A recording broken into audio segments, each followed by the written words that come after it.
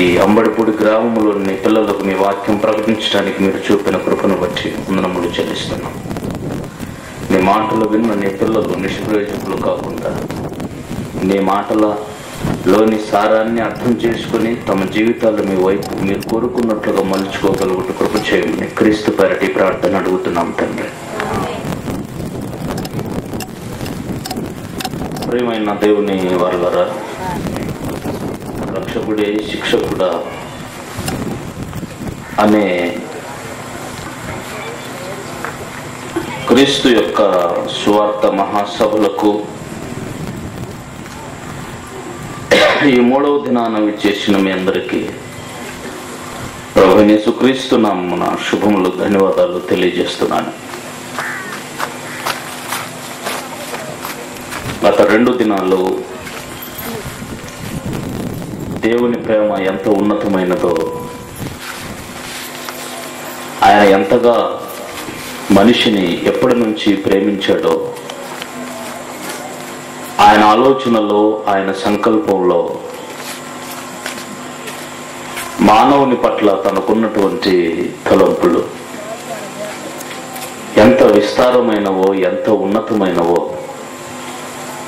గత 2 రోజులు మనం ఆలోచించాం. ఆయన ప్రేమకు ఈ లోకంలో ఎవరి ప్రేమ పోల్చటానికి వీలు కాదు అని,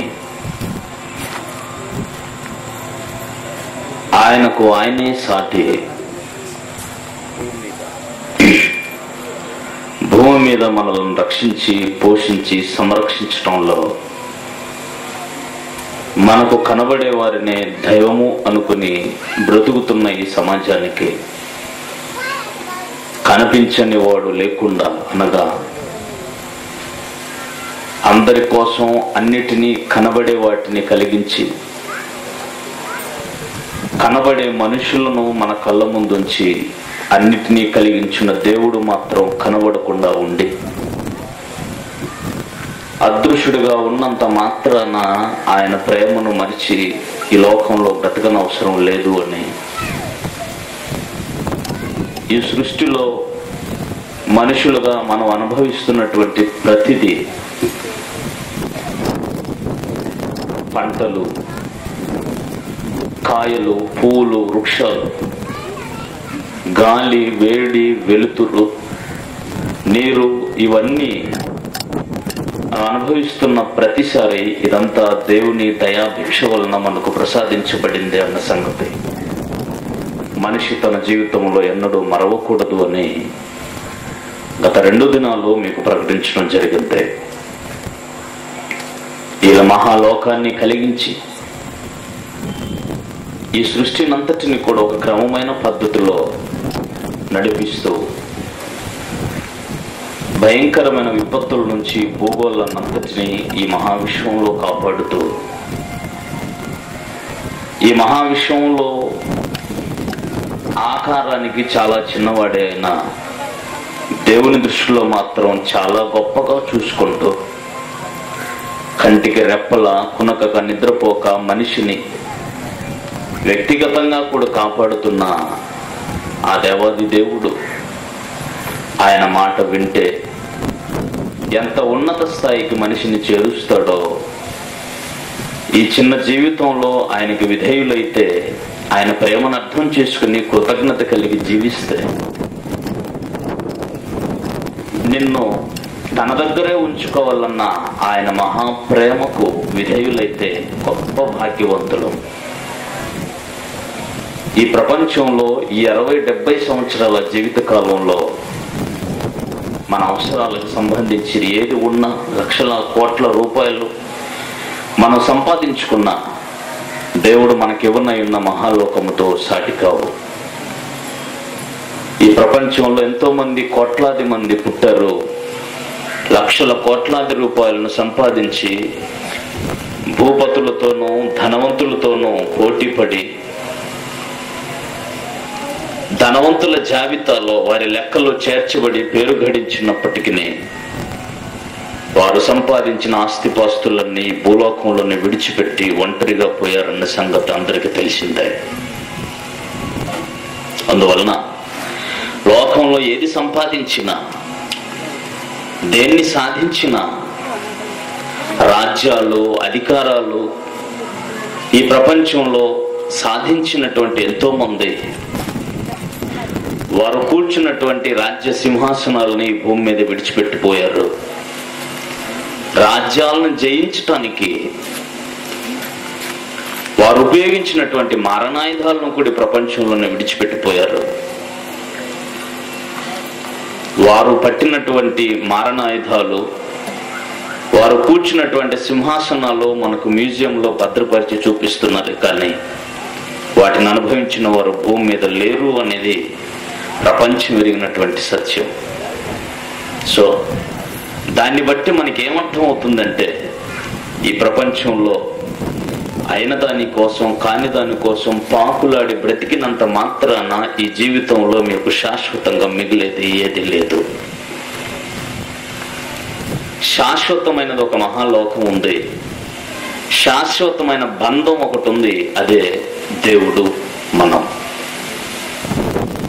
అయితే అట్టి మహా అద్భుతమైన బంధాన్ని తెంచుకొని ఈ లోకంలో నుంచి మరో లోకానికి మరణం పేరుతో జారిపోయే దుస్థితికి మనం చేరకూడదు అని మన కోసం ఆయన చట్టాన్ని ఆయన న్యాయమైనటువంటి పద్ధతిలో తన కుమారుని క్రీస్తుపోయే మన నేరాన్ని, మనం అనుభవించవలసిన శిక్షను కూడా తనపై వేసి పాప మరణముల నియమము, అంటే పాపము చేసిన వాడు మరణించాలి అనేటువంటి చట్టం నుంచి విడిపించి, పాపము చేసిన వాడు విధేయుడైతే వాడిని క్షమించి రక్షించి తన దగ్గరకు తెచ్చుకోవాలనే జీవమైన ఆత్మ సంబంధమైన జీవమునిచ్చే నియమాన్ని, ఒక కొత్త చట్టాన్ని యేసుక్రీస్తు ద్వారా ఈ ప్రపంచంలో ప్రవేశపెట్టాడు తండ్రి అయిన దేవుడు. ఒక మనిషి తన తప్పును తెలుసుకొని దేవునికి విధేయుడై దేవుని సన్నిధికి వచ్చి తన తప్పును ఒప్పుకుంటే క్షమించేటువంటి చట్టం యేసుక్రీస్తు తర్వాతనే ప్రపంచానికి వచ్చింది. అంతకు ముందు వేడుకున్నా కొన్నిసార్లు క్షమించగలిగాడు. కానీ వారికి ఉన్నటువంటి చట్టం ఏదైతే ఉందో ధర్మశాస్త్రం అనేది, ఆ ధర్మశాస్త్రం ఏ మనిషిని కూడా క్షమించే అధికారం ధర్మశాస్త్రానికి లేదు. అందుకనే ధర్మశాస్త్రం దేనిని చేయజాలకపోయానో దానిని దేవుడు చేశాను. అది చేయజాలకపోయింది ఏంటంటే, తప్పు చేసిన వాడిని క్షమించే అధికారం ధర్మశాస్త్రానికి లేదు. యేసుక్రీస్తు లోకానికి రాకముందు దేవుడు తన ప్రజలు అనుకుంటున్న వారికి ఇచ్చినటువంటి శాసనం, ధర్మశాస్త్రం ఏదైతే ఉందో దానికి పాపము చేసిన వాడిని క్షమించే అధికారం లేదు. పాపము చేసిన వాడిని క్షమించే అవకాశం, చట్టం అనేది యేసుక్రీస్తు ద్వారా ఈ ప్రపంచానికి వచ్చింది. అది కూడా ఎందుకు వచ్చిందంటే, మనుషులందరి పక్షాన దేవుని న్యాయమైన చట్ట ప్రకారంగా సమస్త మానవాళి పక్షాన అందరి శిక్షను తను అనుభవించాడు. అందుకనే యేసుక్రీస్తు వశం అందరినీ చేసేశాడు. అందరికంటే పైనామం ఆయనకే ఇచ్చి ప్రతివాడి మోకాలు యేసుక్రీస్తు నామమునే వంగేటట్టుగా హెచ్చించి, ఆయన లేకపోతే మీకు రక్షణ మార్గం లేదు అని ప్రపంచానికి సూచించాడు. ఈ ప్రపంచాన్ని కలిగించిన సృష్టికర్త అయిన దేవుడు. కనుకే ఈ ప్రపంచంలో దేవుని వలన సమస్తాన్ని అనుభవిస్తున్న మనుషులు, క్రీస్తును ఎరిగాము అనుకుంటున్న క్రైస్తవులు అందరూ తెలుసుకోవలసిన ప్రాముఖ్యమైన సంగతే ఈరోజు మీరు వినేటువంటి పాఠ్యభాగం. ఇప్పటి వరకు దేవుణ్ణి ప్రేమమయుడుగానో కరుణామయుడుగానో క్షమించేవాడుగానో దయగలిగిన వాడుగానో మనం చూసాం. ఆయన నిజంగా వాస్తవానికి మంచికి మారు పేరు దేవుడే, ఇంకెవరూ కాదు. కానీ ఆయన ఇంకేమీ కాదా? భూమిని కలిగించి భూమి మీద సమస్త మానవాళిని పుట్టించిన దేవుడే భూమిని నాశనం చేయలేడా? ఈ భూమి మీద బ్రతకటానికి సమస్త మానవాళిని, జీవాన్ని, ఊపిరిని ఇచ్చి పోషించి సంరక్షిస్తున్న దేవుడే మానవాళిని నాశనం చేయడా? నీవు విత్తిన గింజకు వర్షం అవసరమని ఆకాశము నుంచి నీవు చెప్పకుండానే ఆకాశం నుంచి వర్షాన్ని కురిపించిన ఆ దేవుడే ఆ వర్షము చేతే నిన్ను నాశనం చెయ్యడా? రక్షించటానికి ప్రాణం పెట్టినటువంటి యేసుక్రీస్తే శిక్షించే అధికారం ఆయనకు లేదా? నిన్ను ఎక్కడి నుంచి అయినా పుట్టించి పోషించి రక్షించే శక్తివంతుడైన ఆ దేవునికి నిన్ను నశింపచేసే శక్తి ఆయనకి లేదా? దేవుడిని ఎప్పుడు కూడా ఒకే కోణంలో ఆలోచించటం వలన పాపము చేస్తున్నవాడు అదే పాపంలో కొనసాగుతున్నాడు. పైగా పాపము చేసిన వ్యక్తిని దేవుడు క్షమిస్తాడు అనుకుని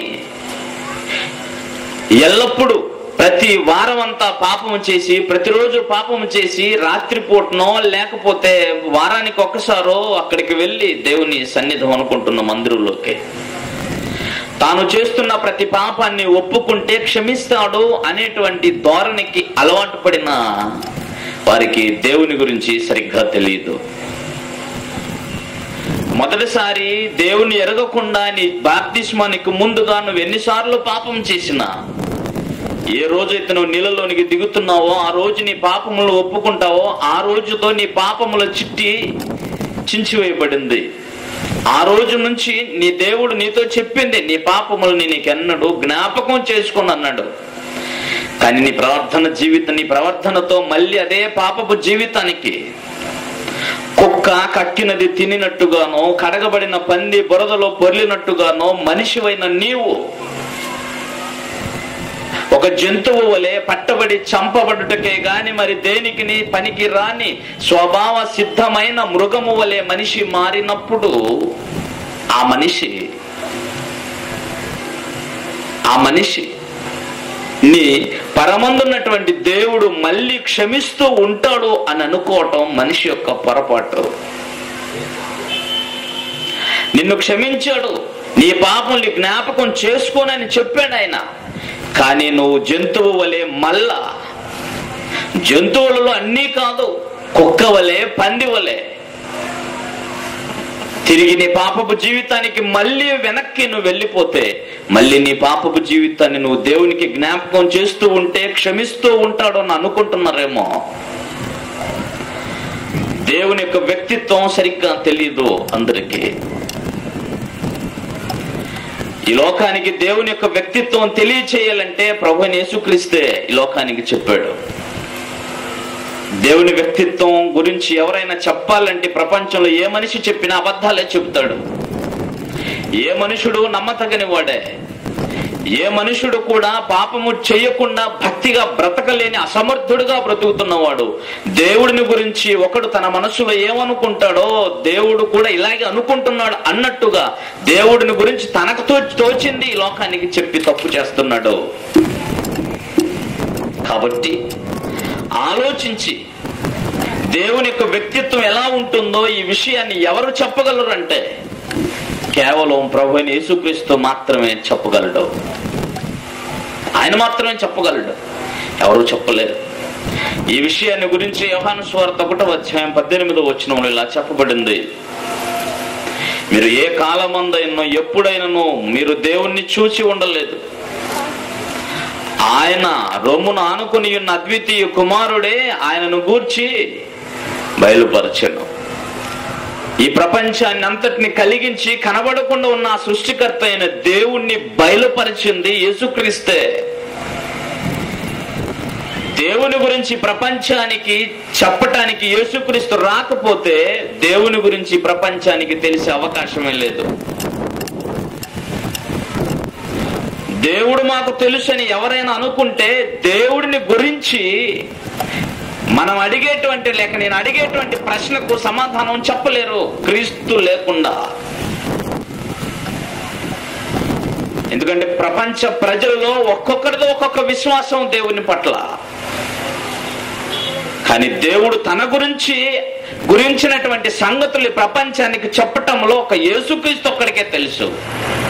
అందుకనే ఆయన దగ్గర ఉన్నవాడు, ఆయన వ్యక్తిత్వం ఎలాంటిదో సృష్టి కలిగించబడినప్పటి నుంచి మానవ జీవితం, మానవుని యొక్క జన్మ, మొదటి మానవుడిగా ఆదాము దగ్గర నుంచి భూమికి ఎన్ని తరాలు వచ్చి వెళ్ళిపోయాయో ఆ తరాలన్నింటిలో ఎంతమంది దేవునికి అవిధేయులై దేవునికి కోపాన్ని పుట్టించిన వారి పట్ల దేవుడు ఎలాగున స్పందించాడో తప్పు చేసిన వారిని ఎన్నిసార్లు ఎన్నెన్ని విధాలుగా దేవుడు శిక్షించాడో, ఆయన వ్యక్తిత్వం ఏంటో దేవుని దగ్గరుండి సమస్త సృష్టి కలిగించిన నాటి నుంచి ఆయన వ్యక్తిత్వాన్ని పూర్తిగా ఎరిగిన వాడు యేసుక్రీస్తు ఒక్కడే. అందరికీ దేవుని గురించి అడిగితే ఏ దేవుడైతే ఏముందండి, బ్రతికున్నంత కాలం మనల్ని చల్లగా చూస్తే చాలు, అంటే మనం ఏం చేసినా పర్వాలేదు కానీ మనల్ని చల్లగా కాపాడాలి. నువ్వేం చేసినా దేవుడు చల్లగా చూస్తే చాలు అనుకుంటున్నారు చూసారా, అదే దేవుని గురించి తెలియని తత్వం మనిషిదే. దేవుని వ్యక్తిత్వాన్ని చెప్పగలిగే ఒకే ఒక వ్యక్తి, శక్తి యేసుక్రీస్తు ఒక్కడే. ఆయన చెప్పినటువంటి సంగతి చాలా మందికి, ఒకసారి మీకు అర్థం చేయించడానికి ఒక మంచి విషయాన్ని చెప్తాను, జాగ్రత్తగా ఆలకించండి. మత్తయి సువార్త 18వ అధ్యాయం, మత్తయి సువార్త 18వ అధ్యాయం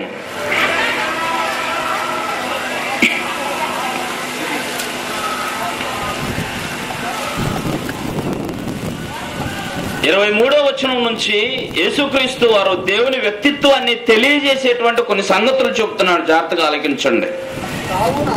కావున పరలోక రాజ్యము తన దాసుని యొద్ద లెక్క చూచుకొని కోరిన ఒక రాజును పోలి ఉంది. పరలోక రాజ్యం, ఆ రాజ్యంలో ఒక మహారాజు తండ్రి అయిన దేవుడు.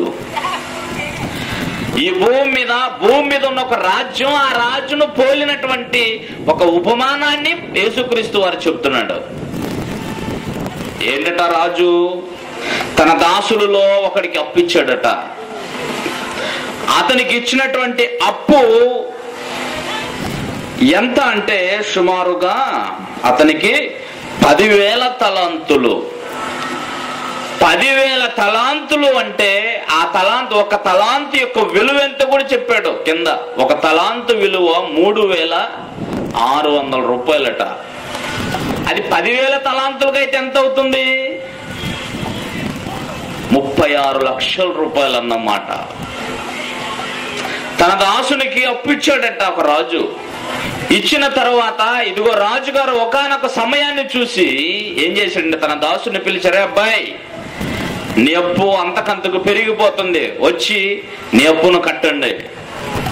అది నీ అప్పు కట్టడానికి ఏం చేస్తావో అది నాకు అనవసరం. అందుకనే తన దాసులను పిలిచి వారి యుద్ధ ఇలా చెప్తున్నాడు. ఏమని చెప్తున్నాడు? అతను లెక్క చూచుకొనకు మొదలు పెట్టినప్పుడు అతనికి 10,000 తలాంతులు వచ్చి ఉన్నాయో కూడా అతని యుద్ధకు తేవడను. అప్పు తీర్చుటకు వాని యుద్ధ ఏమీ లేనందున వాని యజమానుడు వాని భార్యను పిల్లలను వారి కలిగినది యావత్తును అమ్మి అప్పు తీర్చవలనని ఆజ్ఞాపించెను. వారికి కలిగింది ఏమైతే ఉందో అదంతా అమ్మేసైనా సరే వాడు నా అప్పు తీర్చాల్సిందే అనేటువంటి శాసనం బయలుదేరింది. అప్పుడు ఆ దాసుడు ఏం చేశాడంటే ఇలా చెబుతున్నాడు. కాబట్టి ఆ దాసుడు అతని ఎదుట సాగిలిపడి మ్రొక్కి నాయడలో ఓడ్చుకుని నీకు అంతయే చెల్లింతునని చెప్పగా ఆ దాసుని యజమానుడు కనికరపడి వానిని విడిచిపెట్టి వాని అప్పును ఎంత? 36 లక్షలు. ఈ కాలం నాటి మాట కాదు ఇది. మొదటి శతాబ్దంలో 36 రూపాయలు అంటేనే చాలా ఎక్కువ. 2000 సంవత్సరాల కిందట, 10 సంవత్సరాలు 20 ఏళ్ల కిందటే 1,00,000 రూపాయలు అంటే ఎంతో విలువైనది. అది మొదటి శతాబ్దంలో అంటే ఎంత విలువైనదో తెలుసా? ఇదంతా దీనికి అంతటికి ఆయన ఉదాహరణ చెబుతుంది. నిజంగా అప్పు కాదది, ఒకటి పాపలకు సంబంధించింది.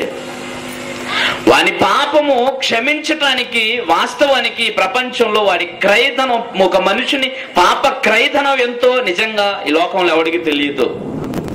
మీరు తర్వాత చదువుకోండి. మలాకి మీకా గ్రంథం 6వ వచనంలో ఉంటుంది. ఏమి తీసుకుని వచ్చిన యెహోవాను దర్శింతును, 1000 కొలది పొట్టేలనా, 7 దూడెలనా, ఇంకా వేలాది నదులంతా విస్తార తైలమునా, లేక నా జ్యేష్ఠ పుత్రున్నా. ఇవన్నీ దేవునికి ఇవ్వడానికి ఆలోచించింది కాదాయన. నా క్రయధనముకై, నా పాప క్రయధనమునకై నేను ఏమిత్తునో అనుంటో చూడండి. అందులో ఒకటి పాప క్రయధనము ఎంత అనంటే ఒక మనిషి తన పాప క్రయధనం కోసం ఇలా ఆలోచించాడు. ఎలాగంటే నా జ్యేష్ఠ పుత్రుని నిచ్చేస్తే నా పాపానికి, నా పాప క్రయధనం, నా పాపము క్షమించబడుతుందా, పరిహారం చేయబడుతుందా? లేక ఈ లోకంలో 1000 కొలది దూడలు పొట్టేలను తీసుకొచ్చేస్తే నా పాప క్రయధనం చెల్లించబడుతుందా? లేక వేలాది నదులంత విస్తార తైలము దేవునికి ఇచ్చేస్తే నా పాపము క్షమించబడుతుందా అని ఆలోచించాడు. సరిపోదంతా. అదే అక్కడ పోల్చబడిన సంగతి. ఒక మనుషుని పాప క్రయధనమే ఇంత అయితే సర్వమానవాళి పాప క్రయధనం ఎంత? అదంతా క్రీస్తు శిలువలో మూల్యంగా చెల్లించాడు. అందుకే ఒక మనుషుని గురించి, నీ భార్యను, నీ పిల్లలను, నీకు కలిగినది యావత్తును అమ్మేసినా నీ పాపానికి క్రమ క్రయధనం జరిగే అవకాశం లేదు. అంతగా నువ్వు ఆయన పాద సన్నిధిని చేరి ఆయన పాద నమస్కారం చేసి, అయ్యా నా ఎడలో ఓర్చుకొనుము, నేను చెల్లిస్తానంటే ఎక్కడి నుంచి చెల్లిస్తావు? అది నువ్వు చెల్లించలేవు అన్న సంగతి ఎరిగిన వాడ యజమాని ఏం చేశాడంటే క్షమించి వదిలేశాడు. క్షమించి వదిలేసిన తర్వాత ఈ దాసుడు బయటికి వెళ్ళాడు. వీడికి ఎప్పుడో ఎవడికో 100 దేనారాలు ఇచ్చాడట.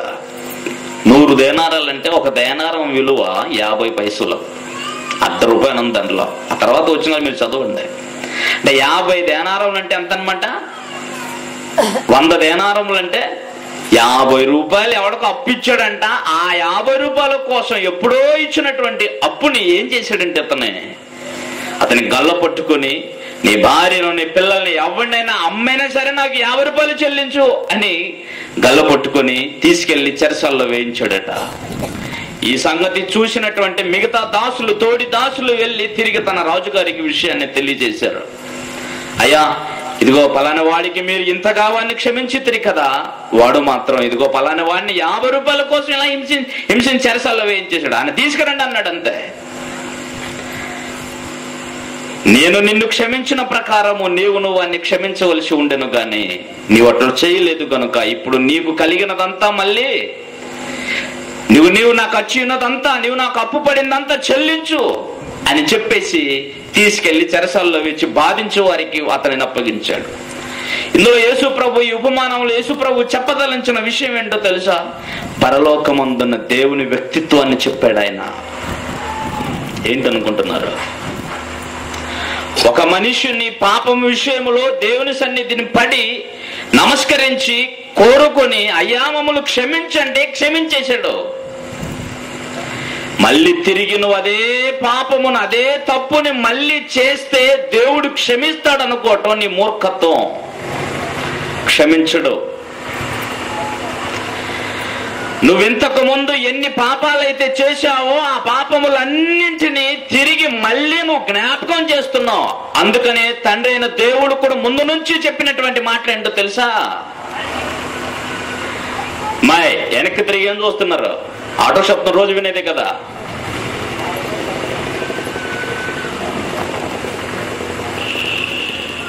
ఆలోచిస్తున్నారా? దేవుడు యొక్క వ్యక్తిత్వం ఎలాంటిది అని అంటే, ఒక మనిషిని పాపములన్నిటినీ దేవుడు క్షమించిన తర్వాత మళ్ళీ ఆ మనిషి అదే పాపపు జీవితంలో కొనసాగితే నిన్ను క్షమించక ముందు నువ్వు చేసిన పాపపు లిస్ట్ అంతా మళ్ళీ ఆయన కళ్ళ ముందు కనబడుతుంది. మీరు అనుకోవచ్చండి, ఆయన జ్ఞాపకం చేసుకొని అన్నాడు కదా. జ్ఞాపకం చేసుకొని అన్నాడు, కానీ మర్చిపోను అన్నాడా? మర్చిపోతానని చెప్పలేదు ఆయన. జ్ఞాపకం చేసుకొని అన్నాడు. అంటే మళ్ళీ నీ ప్రవర్తనతో నువ్వు జ్ఞాపకం చేయకూడదు. ఇది దేవుని వ్యక్తిత్వం.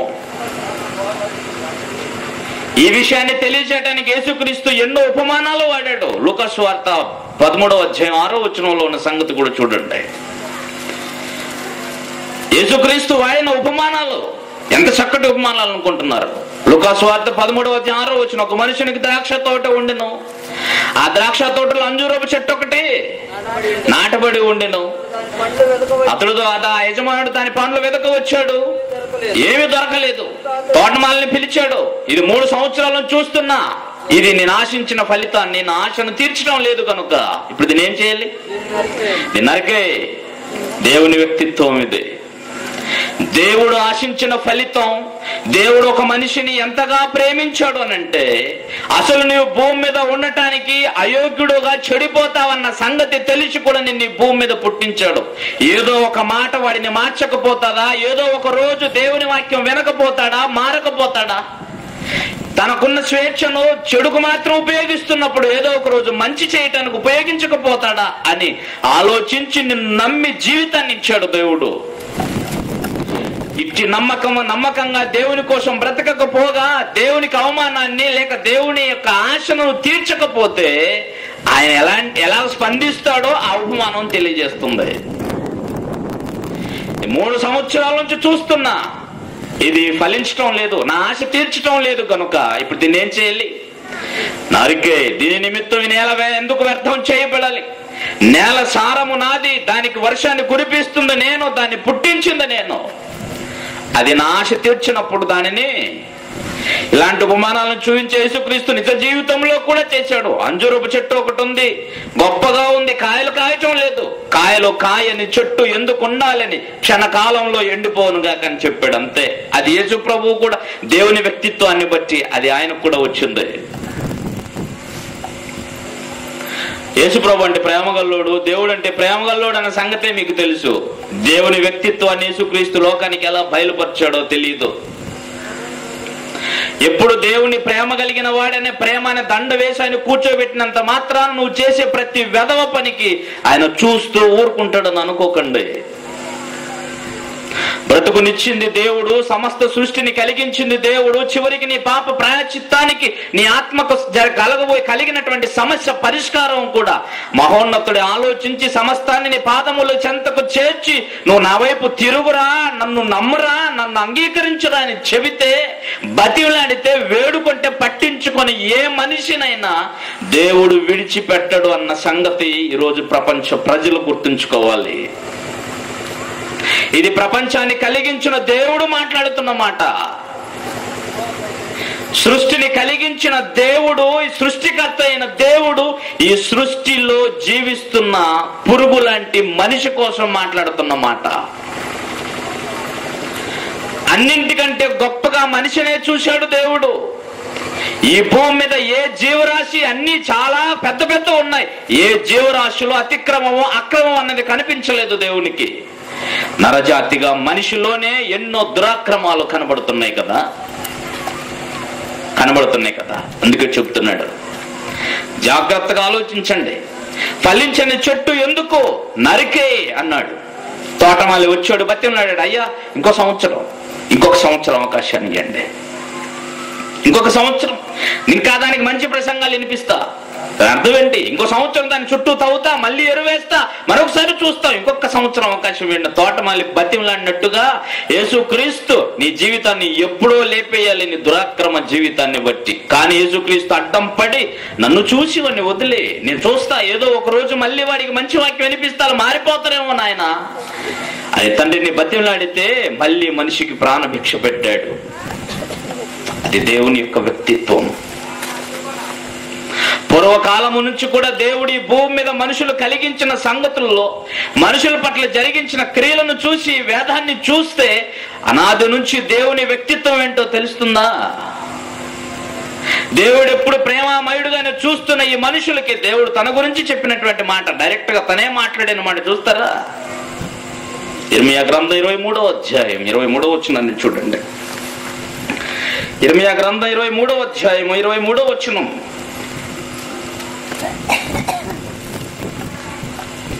ఇర్మియా గ్రంథము 23వ అధ్యాయం 23వ వచనం ఏమంటున్నాడు చూడండి.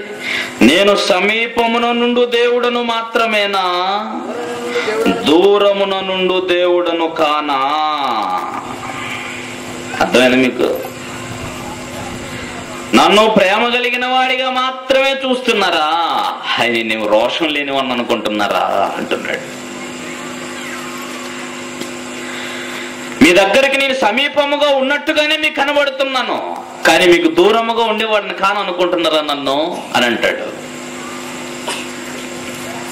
ఆ విషయానికి వస్తే అందులోని 29వ వచనాన్ని మీరు చూడగలిగితే ఆయన ఇంకేమంటాడో చూడండి.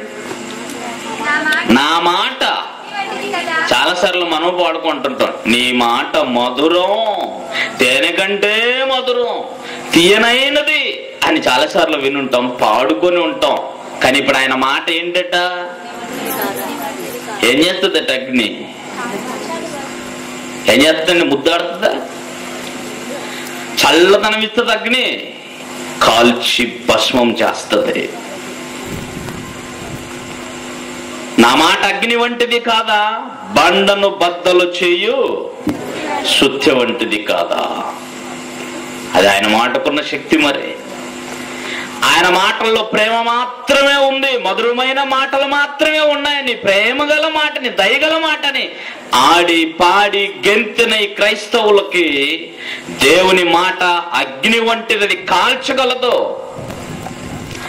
ఇదే వేదంలోనే ఆ దేవుని గురించిన రెండో కోణం ఎవడో పరిశీలించడు, తెలుసుకోడు.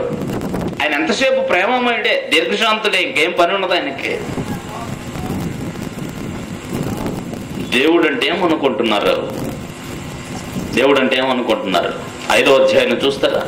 5వ అధ్యాయం, అదే ఇర్మియా గ్రంథం 5వ అధ్యాయం. ఆయన గురించి ఆయన ఇప్పుడు ఏం మాట్లాడుతున్నాడు చూడండి. ఆయన ఏం మాట్లాడుతున్నాడు చూడండి. 5వ అధ్యాయం 21వ వచనం. కన్నులుండియు చూడకయు, చెవులుండియు వినకయునున్న వివేకము లేని మూఢులారా, ఆ మాట వినండి అంటున్నాడు. ఇట్లా మాట్లాడతాడు ఏంటి? నేను మర్యాద లేకుండా. దేవుడు అంటే ప్రేమగా మాట్లాడే బిడ్డ అని పిలవాలి. ఆయన ఏమంటున్నాడు? ఎన్నిసార్లు చెప్పినా, ఎన్నిసార్లు పిలిచినా, ఎన్నిసార్లు గద్దించినా లోబడిన మనిషిని ఉద్దేశించి చెప్తున్నాడు. ఇది క్రీస్తు రాకముందు 600 సంవత్సరాల కిందట ఒక జనాంగముతో దేవుడు మాట్లాడిన మాటే. ఆ అవిధేయత ఇప్పుడు మనుషుల్లో కనిపించడం లేదా? ఆ దేవుడు ఎంత ప్రేమ చూపించినా ఆయన ప్రేమను అర్థం చేసుకుని బ్రతుకుతున్నవాడు ఎవడున్నాడు ఈ ప్రపంచంలో? చెబుతున్నాడు. కన్నులున్నాయి, చూస్తున్నారు, చెవులున్నాయి, ఆయన మాటలు వింటున్నారు, కానీ గ్రహింపు అన్నది కలగటం లేదు మనిషి జీవితంలో. ఎవరైనా నిన్ను పచ్చి బూతు మాట ఆడితే ఇమ్మీడియట్ గా వెళ్ళిపోయి అతని మీద దాడి చేస్తారు. ఎందుకంటే ఆ మాటలో ఉన్న గ్రహింపు అంతా నీ అరికాల మొదలుకొని నన్నెత్తి వరకు ఎక్కింది. అప్పుడు నీకు బీపీ పెరిగి ఎదుటివాడి మీద దాడి చేసేస్తావు. జరగకూడదు ఏదన్నా జరిగితే పోలీస్ స్టేషన్కి వెళ్తే అప్పుడు చెబుతాడు, అయ్యా ఆవేశంతో చేసేసాను. ఏం జరిగిందంటే వాడు ఈ మాట అన్నాడు. ఆ మాటలోని గ్రహింపు అనేది నీ బాగా రెత్తికెక్కిందే. పరమందున్న దేవుడు నీకు మాట ఇచ్చి, చెవులనిచ్చి, కన్నులిచ్చి అన్ని ఇస్తే ఆయన మాట గ్రహింపు నీకెందుకు కలగటం లేదు? నిన్ను మూడులారా, అవివేకులారా అనకపోతే బుద్ధివంతుడు అని పిలుస్తాడా? ఎలా పిలుస్తాడు?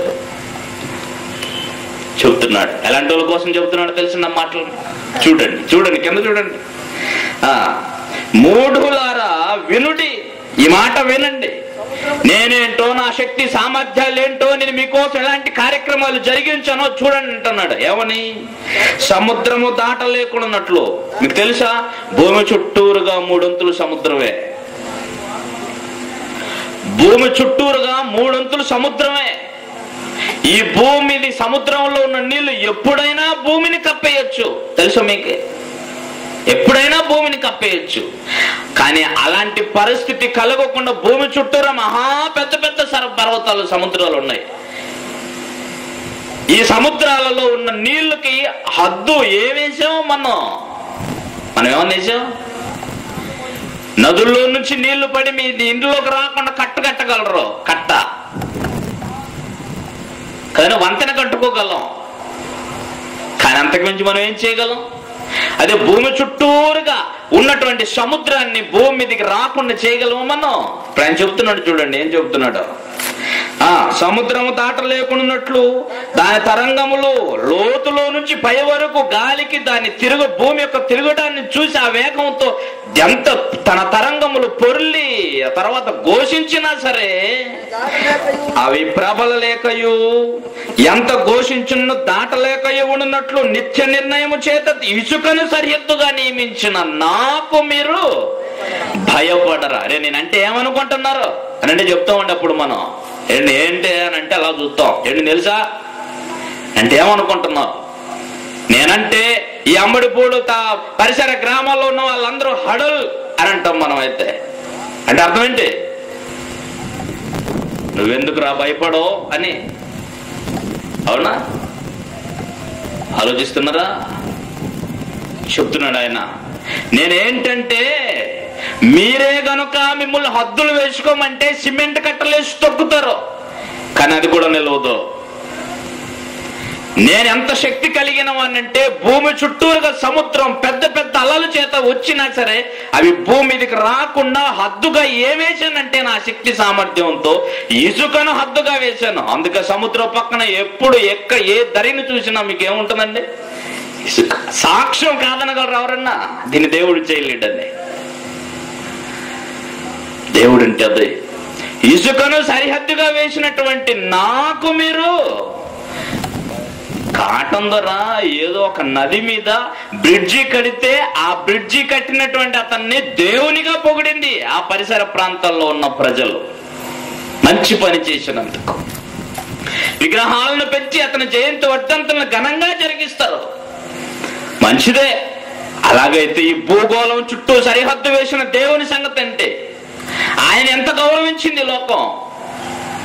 ఉన్న నీటిని ఆనకట్టలు కట్టి ఇలాగ పండించుకోండి అని సలహా ఇచ్చి కష్టార్జితాన్ని వెచ్చించిన వాడికే ఇంత విలువనిచ్చిన ఈ లోకం ఈ ప్రపంచం అంతా సుభిక్షంగా సురక్షితంగా బ్రతకటానికి ఆకాశంలో నీరు భూమి మీదికి రప్పిస్తున్నాడు. సముద్రంలో ఉన్న నీటిని ఆవిరిని చేసి మేఘాలు గుండా నీ భూమి మీద కురిపించి నీ ఆకలిని తీర్చి విత్తనం చచ్చిన తర్వాత మొలకెత్తి నీకెన్నో 1కి 100లుగా ఫలించేటట్టు చేసిన ఆ దేవునికి నువ్వు ఇచ్చిన విలువేంటి? అదే చెప్తున్నాడు, నాకు భయపడరా, నా సన్నిధిని వనకరా అని అంటున్నాడు. దేవుడంటే మనిషి గజ్జన వణికిపోవాలి. దేవుడు అన్న పదం వినగానే శరీరంలో ఉన్న అవయవాలన్నీ కదిలించబడాలి. ఆయన పేరు వినగానే భయపడిపోవాలి మనిషి. కానీ అంత గొప్పగా దేవుణ్ణి పరిచయం చేయలేదు కనుకే ఈరోజు దేవుడు అంటే ఆటబొమ్మ అయిపోయాడు మనుషులకి. దేవుడంటే మనిషికి సెక్యూరిటీ గార్డ్ అయిపోయాడు.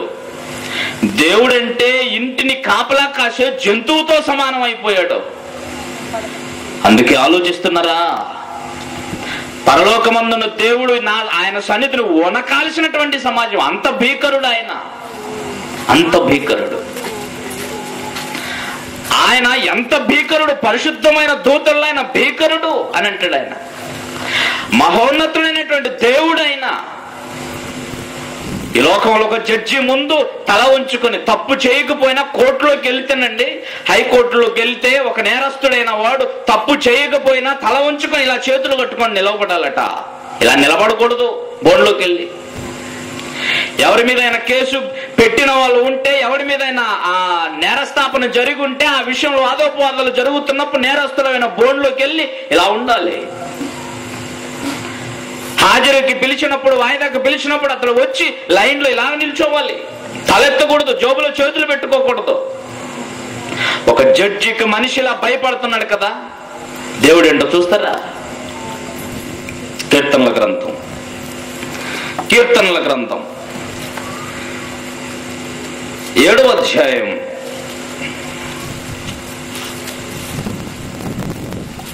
7వ అధ్యాయము 11వ వచనాన్ని చూడండి. 11వ వచనాన్ని, న్యాయమును బట్టి ఆయన తీర్పు తీర్చును. ఎవరంటండి ఆయన? జడ్జీలు, లాయర్లు నమ్మి కోర్టుకు వెళ్ళకండి. దగాకోర్లు, దొంగలంటే వాళ్ళే. మీరిచ్చే డబ్బుపై మీకు న్యాయం దొరుకుతుంది. నిజంగా న్యాయము ఏ కోర్టులోనూ దొరకదు. అదేదో హత్యలకు సంబంధించినవి సాక్ష్యాధారాలన్నీ రుజువులతో దొరికితే హత్య చేసిన శిక్ష పడుతుంది. కానీ అదే ఒక రాజకీయ నాయకుడు, ఒక ఉన్నత స్థానంలో ఉన్నవాడే కనుక ఉంటే ఏం చేస్తారో తెలుసా? నీవు ఒక లాయర్తో వెళ్ళాలి అంటే నీ కోర్టుకి నీ సమస్య అంతటిని అతనికి విడదీసి చెప్పిన తర్వాత నువ్వు ఒక 5 లక్షల రూపాయలకి అతనితో వాదనకు సిద్ధపడిన తర్వాత ఇతనికి నీకు పరపక్షం అందున్నవాడు, నీకు శత్రువైన వాడు మళ్ళీ ఇంకో లాయర్ని పెట్టుకుంటాడు. వాడు అది ఇది కాకుండా ఆ లాయర్ అన్నవాడు ఒకవేళ నీది న్యాయం కావచ్చు, నువ్వు ఇస్తానన్నది 5 లక్షలే. కానీ నీ శత్రువైన వాడు వచ్చి వాడికి 10 లక్షలు ఇస్తానంటే వాడిని నీకున్న సారాన్నంతటి నీరుగా చేస్తాడు. ఇదే విషయంలో ఈ 10 లక్షల రూపాయలు 5 లక్షల రూపాయలు జడ్జికి ఇస్తాడు, 5 లక్షలు వీడు తీసుకుంటాడు. దొంగలు వాళ్ళు. ఇలాంటి న్యాయమూర్తులకు భయపడుతుంది సమాజం. కోర్టు ముందుకు వెళ్ళి వాయిదానగానే చేతులు జోడించి అతని ముందు నిలబడుతుంది. కానీ న్యాయమును బట్టి తీర్పు తీర్చే దేవునికి సమాజం ఎప్పుడైనా భయపడిందా? జానుడు పొట్ట పెట్టి 2 ఎకరాలు భూమి ఇచ్చిన రాజకీయ నాయకునికి విలువనిచ్చిందే కానీ ఈ భూమిని అంతటి నీకు దారాదత్తము చేసి తన పేడెన్నడూ రాసుకోకుండా మహోన్నతులైన దేవుడు నీ కోసం ప్రేమ చూపించిన ఆ దేవునికి ఏనాడైనా భయపడిందా? లేదే, లేదు. దేవుడు అంటే లెక్కలేదు. అందుకే చెప్తున్నాడు చూడండి, ఆయన అన్యాయస్తుడైన వాడి ముందు నిలబడి దోషిగా నిలబడగలవు. దేశాన్ని దోచుకున్న ప్రతి ఒక్కరిని గురించి మనం ఎంతో గొప్పలు చెప్పుకోగలం. మనల్ని నిలువును దోచుకున్నా సరే మన దృష్టిలో చాలా గొప్పవారిగా మనం చెప్పుకుంటాం. ఆయన ఏమంటున్నాడు చూడండి, న్యాయాన్ని బట్టి తీర్పు తీర్చే దేవుడు ఇలాంటి మనుషుల పట్ల మనుషులు ఇలా బ్రతుకుతుంటే చూసి చలించి ఏమంటున్నాడు చూడండి, ఆయన ప్రతి దినము కోపపడు దేవుడు. కరుణ కలిగిన వాడు ఆయన, ప్రేమ గలవాడుగా కనబడ్డాడు దేవుడు. మనకి ఎలా కనబడుతున్నాడు? పూర్వం నుంచి దేవుని వ్యక్తిత్వాన్ని అంతటిని యేసుక్రీస్తు ఎంత చక్కగా బయలుపరిచాడు. ఇప్పుడు మీకు అర్థమైందా? దేవుడు ప్రేమయ్య ఉన్నాడు, ఎప్పుడు కాదు, తన కుమారుని లోకానికి పంపించినప్పుడే.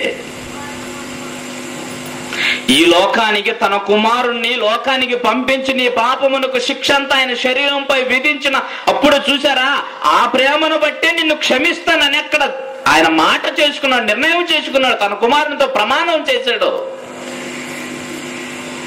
కానీ ఆయన వ్యక్తిత్వం ఎలాంటిదో యేసు ప్రభు చెప్పాడు, అది మనకు సరిగ్గా తెలియదు. ఆయన ప్రతి దినము కోపపడు దేవుడు. ఎంత చెప్పినా ఆయన ప్రేమను గురించి, ఆయన పౌరుషాన్ని గురించి, ఆయన కోపాన్ని గురించి ఎంత చెప్పినా ఒకడును మల్లని ఎడల ఆయన తన ఖడ్గమునకు పదును పెట్టును, తన విల్లు ఎక్కు పెట్టి దానిని సిద్ధపరిచి ఉన్నాడు, వాని కొరకు మరణ సాధనములను. దేవుడంటే అది. నువ్వు మళ్ళకపోతే, ఎంత చెప్పినా ఆయన మాటకు నువ్వు లోబడకపోతే, నీ ఇష్టం వచ్చినట్టుగా నా ఇష్టం నా జీవితం బ్రతుకు, ఎప్పుడు ఆయన ఏమి అనడు. దేవుడు ఎంత మంచిదో చెప్పమంటారా? నీ స్వేచ్ఛగా బ్రతుకు, నీ స్వేచ్ఛకి ఎప్పుడు అడ్డురాడు. చెప్పాడు యవనస్తునికి లైసెన్స్ ఇచ్చేసాడు ఆయన. యవనస్తుడా, నీ యవన కాలమందు సుఖపడమన్నాడు. నీ భార్యతో సుఖపడని చెప్పాడా? అలా చెప్పట్లే. ఏమంటున్నాడు? నీ కన్నులకు నచ్చినదంతా అనుభవించు, నీకు ఎలా తోస్తే అలా బ్రతుకు అని ఒకటి గుర్తుపెట్టుకో. పూర్తి స్వేచ్ఛనిచ్చేసి ఒకటి గుర్తుపెట్టుకో, ఏంటో తెలుసా? దేవుడు వీటన్నిటిని గూర్చి ఒకానొక దినాన లెక్కలేక తెస్తాడన్న సంగతి మాత్రం నువ్వు మర్చిపోవద్దు. ఇప్పుడు చెప్పండి, బ్రతకగలరా? లైసెన్స్ బాగానే ఇచ్చాడండి అని అనుకుంటున్నారు, కానీ ఆ తర్వాత ఆయన పెట్టినది ఏంటి అనుకుంటున్నారు? అది నీ స్వేచ్ఛకు, నీ స్వాతంత్రానికి ఆయన ఇప్పుడు అడ్డు రాకపోవచ్చు. నీకు దిద్దుబాటు అన్నది చెప్పినప్పుడు నువ్వు దిద్దుకోకపోవటం అది నీ ఇష్టం. దిద్దుకోకపోవటం అన్నది నీ ఇష్టం. అదే అంటున్నాడు ఆయన. నీ కోపపడే దేవుడు ఆయన. మళ్ళకపోతే ఆయన తన సాధనాలు, మరణ సాధనాలు నీపై ఉపయోగించే ప్రయత్నం చేస్తాడు. ఏంటి అనుకుంటాడు ఆయన మరణ సాధనాలు? ఇందాక మీరు చూసారా, భూమిని కాపాడటానికి చుట్టూరు ఇసుకను సరిహద్దు చేసి సముద్రం జలము నుంచి కాపాడాడే. ఇప్పుడు ఆయన ఏం చేస్తాడో తెలిసిందే? నిన్ను పోషించడానికి, నిన్ను బ్రతికించడానికి చక్కగా గాలినిచ్చి, ఊపిరినిచ్చి, జీవాన్ని ఇస్తున్నాడే. ఇప్పుడు ఆయన చేతిలో ఉన్న మరణ సాధనాలు కూడా అవే అంటే నమ్మగలరు. ఆమోసు గ్రంథం 9వ అధ్యాయం 5-6 వచనాలు చూడండి ఒకసారి. ఆమోసు గ్రంథం 9వ అధ్యాయం 5-6 వచనాలు. ఆయన సైన్యములకు అధిపత్యగు యెహోవా ఆయన భూమిని మొత్తగా అది కరిగిపోవును, అందులోని నివాసులందరూ ప్రలాపింతురు. నైలు నది వలెను అది ఎంత ఉబుకుచుండును, ఐగుప్తు దేశపు నది వలె అది, నైలు నది వలె అది. ఆయనకే కనుక కోపం వస్తే ఇది ఇలా జరుగుతుంది అంటాడు అంతే. నీకు భూమిని, నిన్న విన్నారు, భూమిని కలుగజేసి సిద్ధపరిచి స్థిరపరిచి నరులకి ఇచ్చాడు. ఇప్పుడు అదే భూమిని ఆయన ఏం చేయగలడు? ఒకవేళ భూమిని గనక దేవుడు మొత్తితే నీకు తిండి దొరకదు, అది నైలు నది వలె కరిగి పారిపోతుంది అంటాడు ఆయన. మిగతా గ్రంథం 1:2-3 చూస్తే ఆయన అంటాడు, ఆయనే కనుక అడుగు పెడితే భూమి కరిగిపోద్ది. దేవుడు ఒక్కసారి ఇలాగ భూమిని చూస్తే గజ్జును వణికిపోతాడ భూగోళం అంతా. అది దేవుడు అంటే. చెప్తున్నట్టు నీకేమంటున్నాడు? నీవు బ్రతకటానికి ఆధారమైన భూమినే కనుక దేవుడు మొత్తితే అది ఏమైపోద్ది? అణిగిపోతుంది అంటాడు. ఆ తర్వాత చూడండి, ఆకాశమందు తన కొరకై మేడగదులు కట్టుకునివాడు, ఆకాశ మండలమునకును భూమి యందు పునాదులను వేయువాడును ఆయనే. సముద్ర జలములను పిలిచి వాటిని భూమి మీద ప్రవహింప చేయువాడును ఆయనే. ఆయన పేరు రక్షించేవాడు అని అర్థం. యెహోవా అని చెప్పాను కదా నిన్న, రక్షించువాడు. ఏం చెప్తాడంటే, ఇప్పుడు సముద్రంలో జలాన్ని పిలిచి ఏం చేస్తాడంట? భూమి మీదకి పొర్లి పారేటట్టు చేయగలడు. చూశారు కదా 2014 సంవత్సరం అనుకుంటాను, డిసెంబర్ 26వ తేదీ గుర్తుందా? దానికి పెట్టిన పేరే, దానికి పెట్టినటువంటి పేరే సునామీ. తెలుసండి సునామీ? ఆలోచిస్తున్నారా? ఎక్కడి నుంచి వచ్చే భూమి సునామీ వచ్చింది? ఎవరు తుడిచిపెట్టింది? 2,60,000 మంది చచ్చిపోయారు ఆ రోజున. 2,60,000 మంది ఇలా చచ్చిపోయారు. సముద్రంలో ఉన్న నీరు, సముద్రం దర్య పక్కన ఉన్న వారందరికి కొన్ని కిలోమీటర్ల దూరం, మహాపర్వతాలంత ఎత్తున కొన్ని 100 అడుగుల ఎత్తులో వచ్చేసి ఇలాగా కప్పేస్తే, సముద్రం నీటి భూమి మీదకి వచ్చే పని ఏంటండి? అలాగ వచ్చేస్తే అలాగ జనాలందరినీ తీసుకెళ్లి సముద్ర గర్భంలో తోచేసింది. ఎవరు మొత్తం ఉండి జరిగిందంటారు అదంతా? దేవునికి తెలిసా తెలియక? దాన్ని పుట్టించిన వాడు, దాన్ని కాపాడుతున్నవాడు ఆయనే, భూమిని కాపాడుతున్నవాడు ఆయనే, సముద్రపు నీళ్లు భూమి మీదకి రాకుండా ఇసుకని సరిహద్దుగా పెట్టింది ఆయనే. ఇప్పుడు దాన్ని మరలా భూమి మీదకి రమ్మని చెప్పేది ఆయనే. నీకు వర్షాన్ని ఇవ్వటానికి, నీ గింజలు పండటానికి, నీ ఆకలి తీర్చడానికి ఆకాశం నుంచి వర్షాన్ని పంపించాడే ఆయనే. ఆ వర్షాన్ని ఎందుకు పంపిస్తున్నాడో తెలుసా? అది నీ ఆకలిని తీర్చడానికైనా, నీవు ఆయనకు లోపడక భయపడక బ్రతికితే అది నీకు శిక్ష చేయటానికైనా. అతివృష్టి, అనావృష్టి పేర్లు బాగున్నాయి, కానీ మన బతుకులు బాగోలేకపోతే ఈ పేర్లన్నీ గుర్తు తెచ్చుకుంటాం మనం. పరమందున్న దేవుడు ఎంత పౌరుషం కలవాడో తెలుసా? ఒకడును మల్లని ఎడల ఆయన తన ఆయుధాలకి పదును పెడతాడు. నిన్ను బ్రతికించటానికి పంచభూతాలే కారణమని నువ్వు అనుకుంటే, ఈ పంచభూతాలే నీ మీద ఉవ్వెత్తున లేచి పడితే క్షణకాలములో నీ జీవితం మట్టి కొట్టుకుపోతుంది. అలాంటి దేవుని పాదాల చెంత చేరి భయపడి బ్రతుకుతూ భయభక్తులతో జీవించటానికి బదులు బరి తెగించి లోకాన్ని తేరగా అనుభవించి బ్రతుకుతున్న మనల్ని దేవుడు విడిచిపెడతాడు అనుకోకండి. యేసుక్రీస్తు ఈ భూమి మీదకి వచ్చి ఆ దేవుని పూర్వకాలము నుంచి దేవుని వ్యక్తిత్వాన్ని తెలియచేయటంలో ఉన్న పరమార్థం ఇదే. యేసుక్రీస్తు వలన దేవుడు తన ప్రేమను లోకానికి బయలుపరిచిన మాట నిజమే, కానీ ఈ విషయాన్ని అంగీకరించకపోతే అదే కదా చెప్పాడు. నేను చూపించాను యోహాను సువార్త 1వ అధ్యాయం 3వ అధ్యాయంలోని చివరి మాటలు. ఏమండి ఏం చూపించాడు? కుమారుని ముద్దు పెట్టుకొనుడి, కుమారునికి మీరు విధేయుడు అవ్వండి. సమస్త అధికారం ఆయనకి ఇచ్చేశాడు. ఆయన ఒకవేళ మీరు ఆయనకు విధేయులు కాకపోతే వాడు జీవమును చూడడు, కానీ దేవుని ఉగ్రత వానిపై నిలిచియుండును. ఇది క్రొత్త నిబంధన సువార్త. అదండి పాత నిబంధన అండి. అలాంటి చేయనంటారా? పాత నిబంధనలో మాట ఇచ్చిన దేవుడు కొత్త నిబంధన వచ్చిన తర్వాత 2000 సంవత్సరాల తర్వాత మళ్ళీ దాన్ని జ్ఞాపకం చేశాడు. 2000 సంవత్సరాల క్రిందట, అంటే 2600-700 సంవత్సరాల క్రిందట మనుషుల వ్యక్తిత్వాలు పరిస్థితులను బట్టి దేవుడు ఒకానొక దినాన మనుషులను ఆ విధంగా శిక్షిస్తే, మనుషులలో అదే పాపం మళ్ళీ రాబోయే తరాలు అంటే 2000 సంవత్సరాల తర్వాత కనబడితే అదే శిక్షను మళ్ళీ వేశాడు మనుషులకే. దేవుడు మారాడు అనుకుంటున్నారా?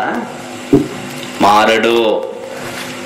ఈ భూమి మీద బద్దుమాసి బ్రతుకుతున్న మనిషి కోసం దేవుడు తన వ్యక్తిత్వాన్ని మార్చుకోవలసిన అవసరం ఆయనకి లేదు. మారుతావా? మారు. లేకపోతే నీ చావు నీదే. నీ చావుకి కారణం లేక నీ చావుకు ముహూర్తం పెట్టి ఈ లోకంలో నుంచి ఒకవేళ చావు పేరుతో నీ గురించి తీసేయటం కాదు, శాశ్వతంగా నిత్య శిక్షలో వేస్తాడు. ఏమనుకుంటున్నారు దేవుడు అంటే? శాశ్వతుడైన దేవుణ్ణి, ఆయన దీర్ఘశాంతాన్ని, ఆయన సహనాన్ని పరీక్ష పెట్టేటట్టుగా నరజాతి బ్రతకూడదండి, బ్రతకూడదు. ఆలోచిస్తున్నారా? ఈ లోకానికి పరమందున దేవుని ఉద్దేశాన్ని చెప్పటం వల్ల ఉన్న సంగతి అదే. యేసుక్రీస్తు వారు చెప్పిన మాటలు చూస్తారా? ఆయన చెప్పిన మాటలే. యేసు ప్రభువుని ప్రేమమాడు అనుకుంటున్నాం కదా. లూకాసు వార్త 19వ అధ్యాయం ప్రియులారా, 19వ అధ్యాయం 41వ వచనం. 19వ అధ్యాయము 41వ వచనం. లూకాసు వార్త 19వ అధ్యాయం 41వ వచనం. యేసుక్రీస్తు మాటలు చూడండి. ఆయన పట్టణమును సమీపించినప్పుడు దాన్ని చూచి దాని విషయమై ఆయనకేం పని? తనకేదో మంచి స్థానం ఇవ్వట్లేదని, తన మందిరంలోకి రానివ్వటం లేదని, తన పిల్లలు బ్రతకలేకపోతున్నారని, తన కుటుంబం పాడైపోతుందని కాదటండి ఏడుపు. ఏంటో తెలుసా ఆయన ఏడుపు? ఎందుకని ఏడుస్తున్నాడు ఆయన? యేసులో ఎందుకు ఏడ్చాడు? ఎందుకు ఏడ్చాడంటే, ఎందుకు ఏడ్చాడు చూస్తారా? 23వ అధ్యాయం మత్తయి సువార్త 23వ అధ్యాయం మత్తయి సువార్త 23వ అధ్యాయం 31వ వచనంలోని సంగతి. యెరూషలేములో ఉన్న ప్రజలను ఉద్దేశించి ఆయన ఏడవటంలో ఉన్న ఉద్దేశం ఏంటో చెప్తున్నాడు, వినండి జాగ్రత్తగా. 31వ వచనం. అందువలననే మీరు ప్రవక్తలను చంపిన వారి కుమారులై ఉన్నారని మీ మీద మీరే సాక్ష్యం చెప్పుకుంటున్నారు. మీరును మీ పితరుల పరిమాణం పూర్తి చేయండి. లోబడిన తత్వంతో సర్పములారా, సర్ప సంతానమా, నరక శిక్షను మీరు ఎలాగునో తప్పించుకుంటారు. ఇందుకు ఏడ్చాడు ఆయన. ఆ యెరూషలేములో ఉన్న ఆ పట్టణంలోని ప్రజల అవిధేయతను చూసి బాధపడ్డాడు ఆయన, ఏడ్చాడు. ఎందుకో తెలుసు ఎందుకు ఏడ్చాడంటే, మీ అవిధేయతను బట్టి, మీ అపరాధాన్ని బట్టి మీకు రాబోయేట నరక శిక్ష ఉంది చూసారా, దాన్ని ఎలా తప్పించుకుంటారు? దాన్ని తప్పించుకోలేరే. మీరేదో ధర్మశాస్త్రం కలిగిన వారమని, మీరు భక్తి కలిగిన వారని దేవాలయానికి ప్రతి విశ్రాంతి దినాన 7వ దినాన వెళ్ళి ప్రార్థన చేసి వస్తున్నాం అనుకుంటున్న భక్తులుగా చలించి ఊరికే మీ జీవితాలు వెలుగుస్తున్నారే, మీకోసమే చెప్తున్నట్టున్నాడు ఆయన. యెరూషలేములో ఆ ప్రజలను ఉద్దేశించి చెప్తున్నారు, నరకశిక్షను ఎలా తప్పించుకుందరు? అందుచేతను ఇదిగో నేను మీ యొద్దకు ప్రవక్తలను, జ్ఞానులను, శాస్త్రులను పంపుచున్నాను. మీరు వారిలో కొందరిని చంపి సిలువ వేయుదురు, కొందరిని మీ సమాజ మందిరంలో కొరడాలు కొట్టి పట్టణం తరుముదురు. నీతిమంతుడైన హేబేలు రక్తం మొదలుకొని బలిపీఠమునకు దేవాలయమునకున్న మధ్య మీరు చంపిన బరకయ్య కుమారుడుకు జకర్యా రక్తం వరకు, దాని తర్వాత యేసుక్రీస్తు రక్తం. యేసుక్రీస్తు భూమి మీద బతికున్నాడు కాబట్టి ఆ విషయం అక్కడికి వదిలేశాడు. అప్పుడు మాట్లాడుతున్నాడు. ఆ తర్వాత క్రీస్తు రక్తం విషయమై కూడా చెప్తున్నాడు. ఆ భూమి మీద చిందింపబడిన నీతిమంతుల రక్తం అంతయు మీ మీదికి వచ్చును, ఇవన్నీ ఈ తరము వారి మీదికి వచ్చునని మీతో నిజంగా చెబుతున్న అబద్ధం మాటలేదు. ఇదేదో సులువుగా చెప్పే మాట కాదు. సో ఏదో సూటిగా లేకపోతే ముక్కు సూటిగా ఏదో టైం పాస్ కోసం చెప్తున్న మాట కాదు అంటున్నాడు ఆయన. ఇది ఖచ్చితం, మీ నరక శిక్షణ తప్పించుకోలేరు అంటాడు. ఇంకేమంటాడు? యెరూషలేమా, యెరూషలేమా, ప్రవక్తలను చంపుచు మీ యొద్దకు పంపబడిన వాళ్ళందరూ రాళ్ళతో కొట్టుచూ ఉండదానా? అంటే అవిధేయులుగా బ్రతుకుతున్న వారలారా, కోడి తన పిల్లలను రెక్కల క్రిందకి ఎలాగో చేర్చుకుని అలాగే నేను మిమ్మల్ని ఎన్నో మార్లు చేర్చుకుని ఉంటుంది కానీ మీరు వెళ్ళకపోతే గనుక మీ ఇల్లు మీకు, మీ చావు మీదే పోండి. నరక శిక్షకు మీకు శిక్ష విధించడానికి, మేము రక్షించడానికి పూనుక నా దేవుడి కావలి కాచి కూర్చున్నాడు. మీ అవిధేయతను బట్టి, దేవుని వాక్యానికి లోబడిన మీ దుర్మార్గతను బట్టి. యేసుకు చెప్పిన మాట, మనం చెప్పిన మాట, కొత్త నిబంధనలోని మాట. మీ ఇల్లు మీకు విడవబడింది, మీ చావుకు మీరే కారకులు పోండి అన్నాడు. వారి భవిష్యత్తునంతటిని చూశాడండి యేసు ప్రభు. అప్పుడు ఆ పట్టణాన్ని చూసి ఏడ్చాడు. అది సంగతి. అక్కడ లూకా సువార్తలోకి రండి, ఏం చెప్తున్నాడు చూడండి. అందుకు ఏడ్చాడు. వారి భవిష్యత్తు అంతటిని చూశాడు ఆయన. ఇప్పుడు ఏడుస్తున్నాడు. ఇప్పుడు ఏం చెబుతున్నాడు చూడండి. ఆయన పట్టణమును సమీపించినప్పుడు దాని విషయమై ఏడ్చి, ఇప్పుడు చెబుతున్నాడు దానికి, ఆ పట్టణానికి, ఆ ప్రజలకు ఏం చెబుతున్నాడు? నీవును ఈ నీ దినమందైనను సమాధాన సంబంధమైన సంగతులను తెలుసుకున్న ఎడల నీకెంతో మేలు. కానీ ఇప్పుడు నీ కన్నులు కవి మరుగు చేయబడి ఉన్నాయి, నువ్వు పట్టించుకోవటం లేదు, నీ కళ్ళు కొవ్వు పట్టిన్నాయి అంటున్నాడు ఆయన. ఆ తర్వాత, గనుక ప్రభు నిన్ను దర్శించిన కాలమును ఎరగకుంటివి గనుక నీ శత్రువులు నీ చుట్టూ గట్టు కట్టి ముట్టడి వేసి అన్ని పక్కలు నిన్ను అరికట్టి నీలోనున్న నీ పిల్లలను కూడా నిన్ను నేల కలిపి నీ పిల్లలతో కూడా నీలో రాతి మీద రాయి నిలిచి ఉండని అనే దినములు వచ్చునని చెప్పాను. క్షమించి వదిలేయాలి కదండి యేసు ప్రభు. ఇలాంటి మాటలు చెప్తాడా? అర్థమైందా? యేసుక్రీస్తు వారు ఏం చెప్పారో ఈ లోకానికి. బాబు, దేవుని వ్యక్తిత్వం ఇది.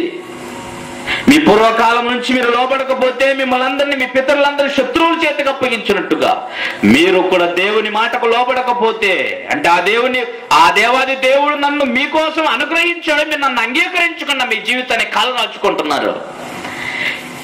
ఈ నీ దినమందైనను, వారి కోసం అంతగా బాధపడిన ఆయన ఇంకో అవకాశాన్ని ఏదో ఇస్తున్నాడు. ఈ నీ దినమందైనను ఈ సమాధాన సంబంధమైన సంగతులను నీవు వింటే, గ్రహిస్తే నీకెంతో మేలు.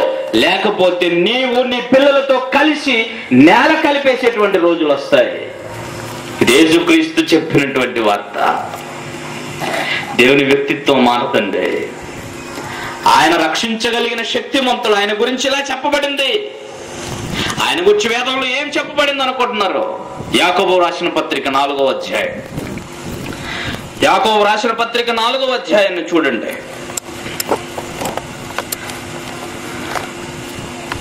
యాకోబు రాసిన పత్రిక 4వ అధ్యాయం 12వ వచనం. ఒక్కడే ధర్మశాస్త్రమును నియమించి న్యాయమును విధించువాడు, ఆయనే రక్షించుటకును నశింపచేయుటకును శక్తిమంతుడు. నిన్ను రక్షించటానికి పూనుకున్న దేవుడే నిన్ను నశింపచేయటానికి కూడా శక్తిమంతుడు.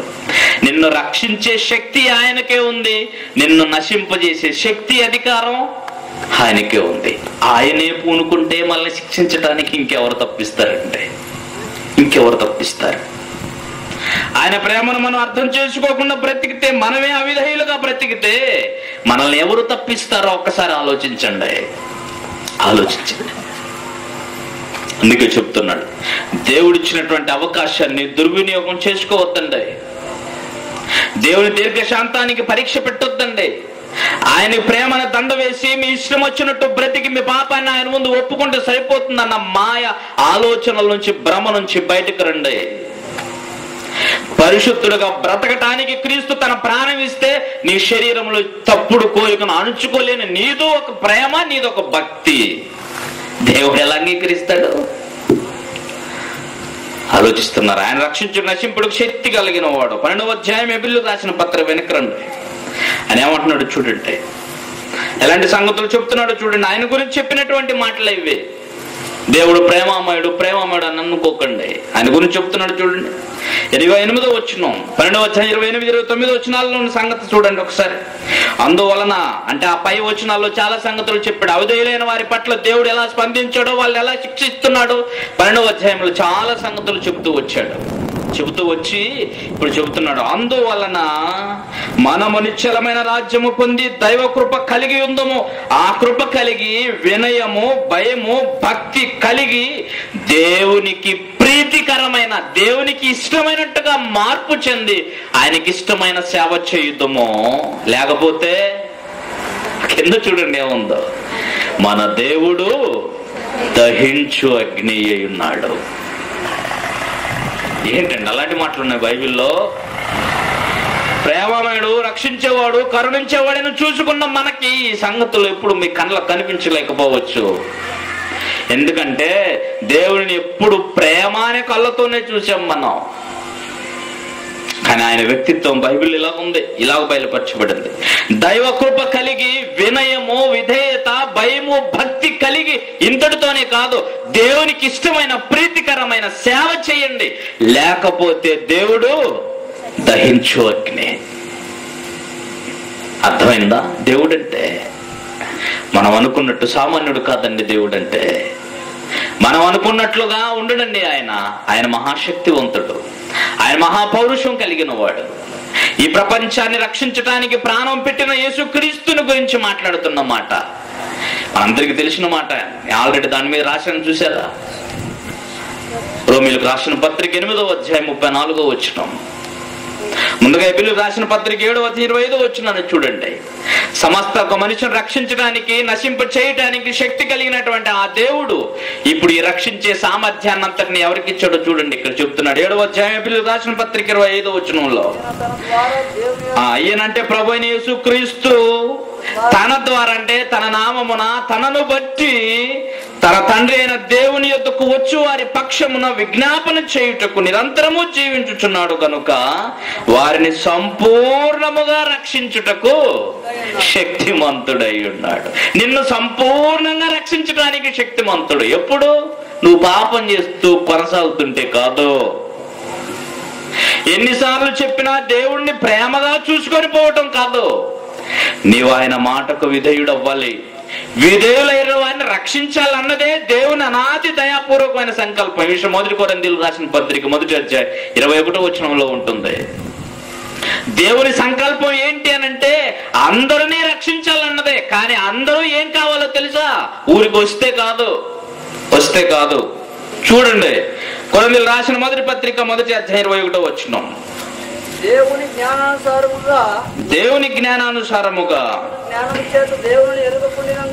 బాగా ఆలోచిస్తున్నారా? దేవుని జ్ఞానానుసారముగా అంటే దేవుడు అనుకున్నట్టుగా దేవుని ఈ లోకము తమకున్న జ్ఞానము చేత ఎరగకపోవటం వలన, అది దేవుని అర్థం చేసుకోవడం కారణం ఏంటంటే మీ జ్ఞానముతో దేవుని అర్థం చేసుకునే ప్రయత్నం చేశారు. బోధకులు కూడా వాళ్ళ జ్ఞానముతో దేవుని గురించి చెప్పారే కానీ బైబిల్లో దేవుడు చెప్పినట్టుగా మాత్రం చెప్పలేదు. అందుకే దేవుడు మనిషికి సరిగ్గా అర్థం కాకుండా పోయాడు. అందుకే చెప్తున్నాడు చూడండి, దేవుని జ్ఞానానుసారముగా లోకము తన జ్ఞానము చేత దేవుని ఎరగకుండినందున సువార్త ప్రకటనైన వెర్రితనము చేత నమ్ము వారిని రక్షించుటకు దేవుని దయాపూర్వక సంకల్పం.